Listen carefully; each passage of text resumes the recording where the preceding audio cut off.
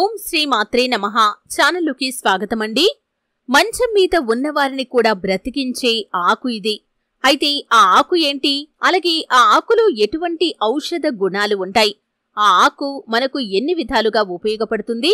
ఆ ఆకుకు సంబంధించినటువంటి వృక్షం యొక్క ప్రాముఖ్యత ఏంటి? ఈ పూర్తి వివరాలు అన్ని కూడా ఈరోజు ఈ వీడియోలో వివరంగా తెలుసుకుందాం. వీడియోలోకి వెళ్లే ముందు మా చిన్న రిక్వెస్ట్ ఏంటంటే, ఇంతకు ముందు కనుక మా ఛానల్ని మీరు సబ్స్క్రైబ్ చేసుకోనట్లయితే సబ్స్క్రైబ్ చేసుకోండి.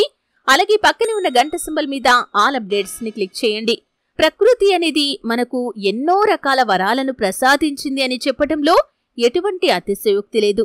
ప్రకృతిలో మనం ప్రతి ఒక్క సమస్యకి కూడా పరిష్కారాన్ని కనుక్కోవచ్చు. ముఖ్యంగా ప్రతి ఒక్క అనారోగ్య సమస్యకి మన ప్రకృతిలో ఉన్నటువంటి అనేక రకాల మొక్కలు, వృక్షాలు ఔషధాలను అందిస్తాయి. ఆ ఔషధాలను ఉపయోగించి మనం నయం చేయలేని జబ్బులను కూడా నయం చేయవచ్చు. అయితే మనకు తెలిసి చాలా రకాల మొక్కలను, చాలా రకాల చెట్లను మనం పిచ్చి మొక్కలుగా భావిస్తూ ఉంటాం. తెలియక ఈ పొరపాటు చేస్తూ ఉంటాం. కానీ ప్రతి మొక్కలో, ప్రతి వృక్షంలో ఎన్నో ఔషధ గుణాలు ఉంటాయి. అయితే అటువంటి ఎన్నో రకాల ఔషధ గుణాలు ఉన్నటువంటి మంచం మీద ఉన్నవారిని కూడా బ్రతికించేటటువంటి ఒక ఆకు గురించి మనం ఇప్పుడు వీడియోలో వివరంగా తెలుసుకుందాం. ఆ ఆకు పేరే బిల్వపత్రం. ఈ యొక్క బిల్వ వృక్షాన్ని మారేడు చెట్టు అని, శ్రీఫలం అని, శ్రీ వృక్షము అని, లక్ష్మీ పత్రము అని వివిధ రకాల పేర్లతో ప్రాంతాన్ని బట్టి పిలుస్తూ ఉంటారు. అంటే ఒక్కొక్కరు ఒక్కొక్క రకంగా ఈ యొక్క వృక్షాన్ని, ఈ యొక్క పత్రాన్ని ఇటువంటి పేర్లతో పిలుస్తూ ఉంటారు. ఈ యొక్క బిల్వపత్రం అనేది ఆధ్యాత్మికంగా కూడా చాలా మహిమ కలిగినదనే చెప్పుకోవచ్చు. ఈ బిల్వపత్రి అంటే ఈ యొక్క ఆకు అనేది బిల్వ వృక్షానికి చెందింది. వినాయక చవితి రోజు చేసుకునే వరసిద్ధి వినాయక ఏక వంశతి పత్రి పూజా క్రమంలో ఈ ఆకు రెండవది. ఈ యొక్క ఆకుకి చాలా విశిష్టత అనేది ఉంటుంది. ఈ యొక్క మారేడు 8 నుంచి 10 మీటర్ల ఎత్తు వరకు పెరిగే వృక్షం. దీని ఆకులు సుగంధభరితంగా ఎంతో దివ్యానుభూతిని కలగజేస్తూ ఉంటాయి. దీని పువ్వులు ఆకుపచ్చ రంగుతో కూడిన తెలుపు రంగులో ఉండి కమ్మని వాసనని కలిగి ఉంటాయి. మారేడు కాయలు గట్టిగా ఉంటాయి. దీనికి విత్తనాలు కూడా చాలా ఉంటాయి. మారేడు గుజ్జు కూడా చాలా సువాసనాభరితంగా ఉంటుంది. ఈ పత్రి అంటే ఈ యొక్క బిల్వపత్రి అనేది ఉల్లేఖన ఆయుర్వేదంలో కూడా ఉంది. ఇది అతిసార వ్యాధికి, మొలలకు, చక్కెర వ్యాధికి ఇటువంటి రోగాల నివారణకు చాలా బాగా ఉపయోగపడుతుంది. భారతదేశంతో పాటుగా ఆసియా దేశాల్లో చాలా వరకు మారేడు చెట్టు పెరుగుతుంది.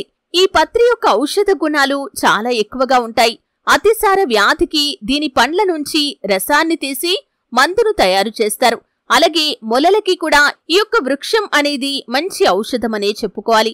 దీని ఆకుల రసం చక్కెర వ్యాధి నివారణకి కూడా చాలా మంచిది. అలాగే ఈ యొక్క పత్రి అనేది చాలా సుగంధభరితంగా కనిపిస్తుంది. ఇందులో ఖనిజాలు, విటమిన్లు చాలా ఉంటాయి. కాల్షియం, ఫాస్ఫరస్, ఇనుము, carotene, B vitamin, C vitamin అనేవి చాలా ముఖ్యమైనవి. ఈ మారేడు ఆకులు లేకపోతే బిల్వ ఆకులలో అలాగే పళ్లలో చాలా ఔషధ గుణాలు కూడా ఉన్నాయి. మారేడు పండ్లు, కాయలు, బెరడు, వేళ్లు, ఆకులు, పువ్వులు అన్నీ కూడా ఔషధాలుగా ఉపయోగపడతాయి. బిల్వ వృక్షంలో ప్రతి భాగం కూడా మానవాళికి మేలు చేసేదిగా ఉంటుంది. మారేడు దళము గాలిని, నీటిని దోషరహితం చేస్తుంది.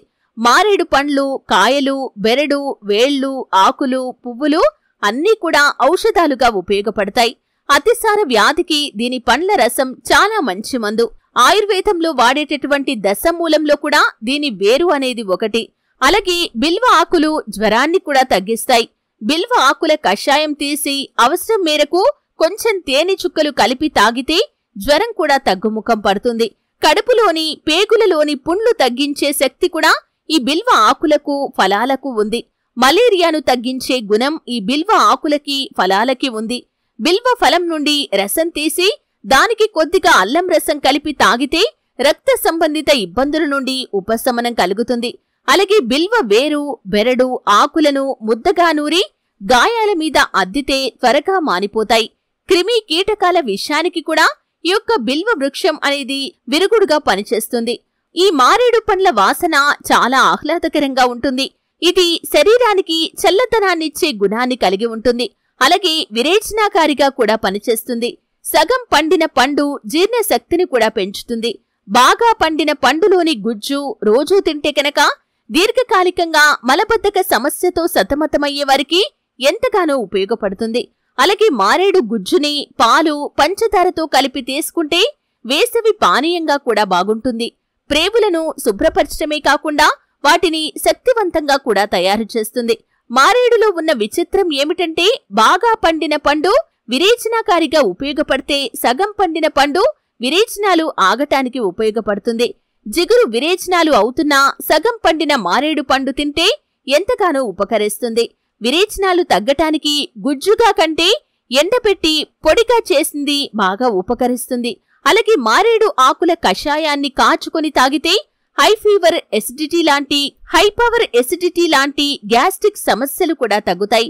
మారేడు ఆకుల కషాయాన్ని నువ్వుల నూనెతో కలిపి కాచి దాన్ని తలస్నానానికి ముందుగా రాసుకుంటే తలస్నానం చేసిన తర్వాత జలుబు, తుమ్ములు వచ్చేవారికి ఇది బాగా ఉపయోగపడుతుంది. అలాగే హిందూ మతంలో మారేడు వృక్షానికి చాలా ప్రాధాన్యత అనేది కూడా ఉంటుంది. హిందూ దేవతలలో ఒకరైన శివ పూజలో ఇది చాలా ముఖ్యమైన పాత్ర పోషిస్తుంది. మారేడు దళాలు లేకుండా శివార్చన అనేది లేదు అని చెప్పటంలో ఎటువంటి అతిశయోక్తి లేదు. హిందువులకు మారేడు వృక్షం చాలా పవిత్రమైంది. దీని గురించి వేదకాలం నాటి నుంచి మనకు తెలుసు. దేవాలయంలో ఇది ప్రముఖంగా కనిపిస్తుంది. శివుడికి ఇదంటే బహుప్రీతి. మారేడు ఆకులు 3 కలిపి శివుడి 3 కళ్ళుగా ఉంటాయి. శివుడు ఈ మారేడు చెట్టు కింద నివాసం ఉంటాడని ప్రతీతి కూడా ఉంది. బిల్వ వృక్షం అనేది సాక్షాత్తు శివ స్వరూపమని దేవతలు భావిస్తారు. శివ పురాణంలో బిల్వపత్రం మహిమను తెలిపే కథ కూడా ఉంది. ఒకనాడు శనిదేవుడు శివుణ్ణి దర్శించటానికై కైలాసానికి వచ్చి పార్వతీ పరమేశ్వరులను దర్శించి భక్తితో స్తుతించాడు. అంతటా శివుడు శనిదేవుడి విధి ధర్మమును పరీక్షించ నిపమునా నీవు నన్ను పట్టగలవా అని ప్రశ్నించాడు. అందుకు శని మరునాటి సూర్యోదయం నుండి సూర్యాస్తమయ కాలం వరకు శివుణ్ణి పట్టి ఉంచగలనని విన్నవించాడు. దాంతో శివుడు మరునాటి ఉషోదయ కాలమున బిల్వవృక్ష రూపం దాల్చి ఆ వృక్షమునందు అగోచరంగా నివసించాడు. మహేశ్వరుని జాడ తెలియక పార్వతీదేవితో సహా దేవతలందరూ ముల్లోకాలు గాలించారు. వారెవరికీ ఆ మహేశ్వరుడి జాడ కాని శనిదేవుడి జాడ కాని తెలియలేదు. ఆనాటి సూర్యాస్తమయ సంధ్యాకాలం గడిచిన పిదప మహేశ్వరుడు బిల్వవృక్షం నుండి సాకార రూపంగా బయటికి వచ్చినాడు. మరుక్షణమే శనిదేవుడు అచట ప్రత్యక్షమయ్యాడు. నన్ను పట్టుకోలేకపోయావే అని పరమేశ్వరుడు ప్రశ్నించగా శనిదేవుడు నమస్కరించి నేను పట్టుట చేతనే కదా లోకారాధ్యులు తమరు ఈ బిల్వవృక్ష రూపంగా ఇందులో దాగి వసించినారు అన్నాడు. శనిదేవుడి విధి నిర్వహణకు భక్తి ప్రపత్తులకు మెచ్చిన శివుడు ఈశ్వరుడినైన నన్నే కొద్ది కాలం పట్టి నాయందే నీవు వసించి ఉండటంచేత నేటి నుండి నీవు శనీశ్వరుడు అని పేరు ప్రసిద్ధనుందగలవు. అంతటా శని దోషం ఉన్నవారు దోష పరిహారార్థం నన్ను బిల్వపత్రములతో పూజిస్తే దోష నివృత్తి జరుగుతుంది. బిల్వపత్ర పూజ చేత శివభక్తులైన వారిని ఈ శనీశ్వరుడు బాధించడు అని అభయమిచ్చాడు. ఈ విధంగా బిల్వ వృక్షానికి అత్యంత మహిమాన్వితమైన కథ కూడా ఉంది. అలాగే లక్ష్మీదేవి తపస్సు వల్ల బిల్వ వృక్షం పుట్టింది. ఆమెను బిల్వ నిలయ అని పిలుస్తారు. బ్రహ్మ వర్చస్సు పొందటానికి సూర్యుడి మెప్పు కోసం చేసే కామ్య యాగంలో బిల్వ కొయ్యను యూపస్తంభంగా నాటుతారు. అశ్వమేధ యాగంలో ఇలాంటి బిల్వ యూపములను 6 ప్రతిష్ఠిస్తారు. మారేడు దళాన్ని సోమవారం, మంగళవారం, ఆరుద్ర నక్షత్రం, సంధ్యా సమయం, రాత్రి వేళలందు, శివరాత్రి రోజున, సంక్రాంతి రోజున, పండగల సమయాన కోయకూడదు. కాబట్టి ఈ దళాలను ముందు రోజు కోసి భద్రపరిచిన దళాలతో పరమశివుణ్ణి పూజించవచ్చు. అలాగే మారేడు దళాలు శివార్చనకి పనికి వచ్చే శివుడికి అతి ప్రీతికరమైన పత్రాలు కాబట్టి మీరు శివ పూజలో వీటిని ఖచ్చితంగా ఉపయోగించాలి. గాలిని, నీటిని కూడా ఈ యొక్క మారేడు దళం దోషరహితం చేస్తుంది. చూశారు కదండి, మారేడు చెట్టు లేకపోతే బిల్వ వృక్షానికి ఉన్నటువంటి విశిష్టత ఏంటి, అలాగే బిల్వ పత్రాలలో ఎటువంటి ఔషధ గుణాలు ఉన్నాయి, ఎటువంటి అనారోగ్య సమస్యలను ఈ యొక్క ఔషధాన్ని ఉపయోగించి మనం తగ్గించుకోవచ్చు. ఈ పూర్తి వివరాలు అన్ని కూడా తెలుసుకున్నారు. వీడియో నచ్చితే ఖచ్చితంగా లైక్ చేయండి. మరిన్ని మంచి మంచి వీడియోల కోసం ఇప్పుడే మా ఛానల్ని సబ్స్క్రైబ్ చేసుకోండి.